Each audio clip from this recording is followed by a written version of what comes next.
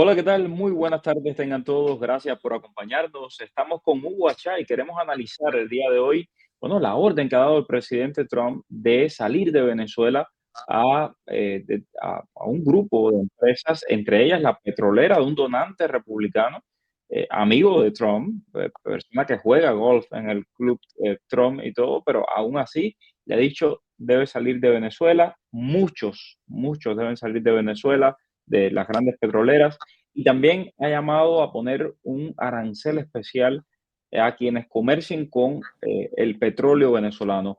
Hugo, ¿qué tal? ¿Cómo estás? ¿Qué te parece todo esto? Apreciado Mario, siempre es un placer.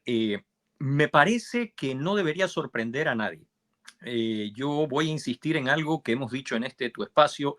Cualquier persona que interactúe con el presidente de los Estados Unidos y no haya leído, que lo tengo acá, el libro The Art of the Deal, lo hace a su cuenta y riesgo.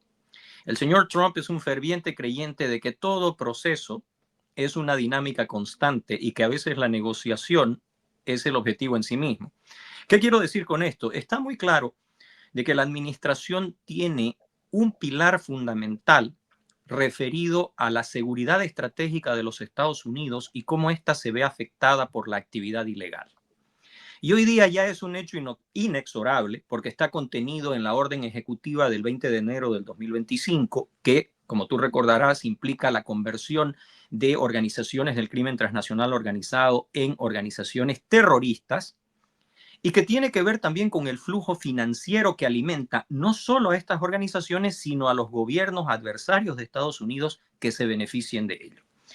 Como tú bien sabes, esto resultó el día 20 de febrero en una resolución del Departamento de Estado que definió las primeras 6 organizaciones, 4 carteles mexicanos, entre ellos el cartel Jalisco Nueva Generación, la denominada Mara Salvatrucha, MS-13, y mucho más expuesto al ojo de la opinión pública el tema del Tren de Aragua.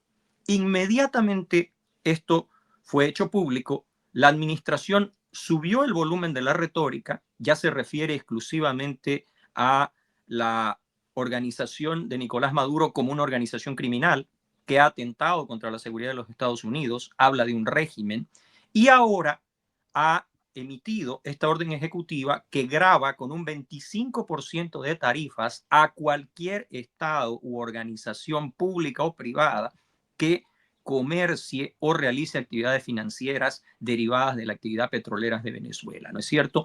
Ahí tienes a algunos países representados por estas compañías que en teoría son aliados de los Estados Unidos, porque España quiere mirar para otro lado, pero una de las compañías más afectadas es Repsol, porque Francia quiere mirar para otro lado y ahí tienes tú a Maurel Prom como otra de las compañías afectadas. Y lo que mencionabas, tal vez lo que más ha llamado la atención a la opinión pública norteamericana es que el señor Harry Sergent, el propietario de Global Oil Terminals, es una de las personas afectadas. Quiero recordarte que, sin embargo, hay un caveat, hay un pequeño detalle que no se nos debe escapar. La administración extendió el plazo de final de operaciones que debería haber fenecido hasta el 27 de mayo. No quiere decir nada en función de la intencionalidad, pero tiene que ser en el marco de un approach, en el marco de un análisis objetivo mencionado, porque hace a toda esta ecuación. Creo que es un golpe duro, pero aquí quiero cerrar. ¿Por qué menciono el tema de la orden ejecutiva? Porque también en tu programa, y lo tienes en tus archivos, mencionamos que por cada dólar que se permitía llegar de manera lícita, el efecto en cascada para el blanqueo, triangulación y lavado de capitales era de 1 a 10. Porque al ser Venezuela un estado tomado por el crimen transnacional organizado, todas las acciones que en teoría hace el Estado, la República Bolivariana de Venezuela, en contratos que nadie puede fiscalizar, auditar o someter a una contraloría adecuada, le permiten a las organizaciones del crimen organizado ampliar exponencialmente el beneficio de la actividad ilícita. Así que creo que las dos cosas se unen y aquí tenemos el efecto con estas sanciones mencionadas y las empresas que hemos también mencionado como afectadas. Ahora, Maduro está desatado. Ahí lo vimos diciéndole bueno, todo tipo de improperios y también el régimen cubano al secretario de Estado Marco Rubio. Vamos a escucharlo. Dicen que no, que es un régimen. Por ahí sale el imbécil de Marco Rubio amenazando a Venezuela desde Guyana. Imbécil, a Venezuela no le amenaza a nadie, porque esta es la patria de los libertadores, esta es la patria de Bolívar. Imbécil. Este cambio de un Maduro que trataba de dialogar con la administración Trump, que le decía que van a cooperar, que hay un reinicio y que vamos a tratar de hablar de una manera diferente, eh, a en apenas unas semanas estamos viendo nuevamente un Maduro confrontativo, un Maduro que va en contra del gobierno estadounidense y que claramente, bueno, pues ahí lo tienen ofendiendo, ¿no? A Marco Rubio. Ayer vimos también a Bruno Rodríguez Parrilla en la misma cuerda. Eh, ¿Por qué ese cambio tan rápido? Bueno, primero que nada porque, y no quiero repetir todo lo dicho, quien quiera que interactúe con el presidente tiene que ya tener una idea cabal de a qué se enfrenta. Los objetivos estratégicos de la administración están claramente marcados. Hay que recordar, y tú también lo tienes muy presente, lo conversamos, de que, por ejemplo, en relación a México, cuando se anunciaron las tarifas, el presidente lo acompañó con un fact sheet. Y tú recuerdas que el encabezado de ese fact sheet era que México era un estado tomado por el narco, a donde el crimen organizado había penetrado tan profundamente que tenía control institucional y territorial. Lo que hay que decirlo, los hechos se han encargado de demostrarlo. El reciente escándalo con este campo de exterminio en Teuchitlán marca una cesión absoluta, un retroceso de la institucionalidad y del control efectivo y del imperio de la ley, que no sé cómo vaya a encarar la propia Claudia Sheinbaum. También hay que recalcar de que, y no es gratis que menciono a México, también es uno de los países que más cantidad de médicos cubanos ha recibido, una temática que fue eje central de la gira del secretario de Estado por todo un CARICOM que inicialmente estaba muy altivo y cacareante y que después en cada visita trataron de aminorar el volumen y decir, no, no, lo que pasa es que aquí los tratamos bien, aquí sí les pagamos, bueno, hay que pagar para ver. Porque como hemos dicho muchas veces contigo, apreciado Mario, el problema no es los médicos cubanos.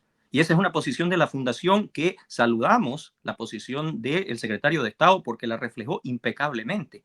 Es que a estas personas no las puedes someter sobre pretexto de que te prestan un servicio a tu aparato de salud pública, a tratamiento análogo a esclavitud y a trabajos forzados.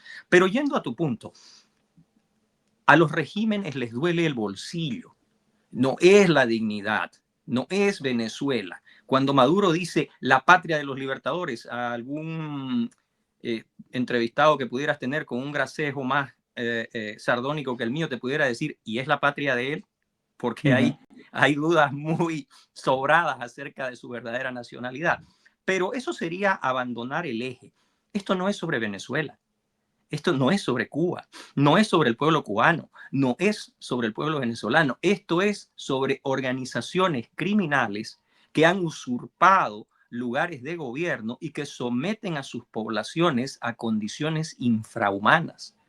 ¿Vamos a discutir eso ahora frente al éxodo venezolano? ¿Vamos a discutirlo frente al éxodo cubano? ¿Vamos a discutirlo frente a todas las violaciones de derechos humanos que se llevan a cabo? ¿Vamos a discutirlo frente al matonaje, frente al apadrinamiento y la complicidad con el crimen organizado o, como en el caso de Cuba y Venezuela, la participación directa de estructura del Estado, de sus aparatos de inteligencia, de sus sistemas financieros en la operación, facilitación, logística, traslado, blanqueo de capitales? No, eso es retórica vacía.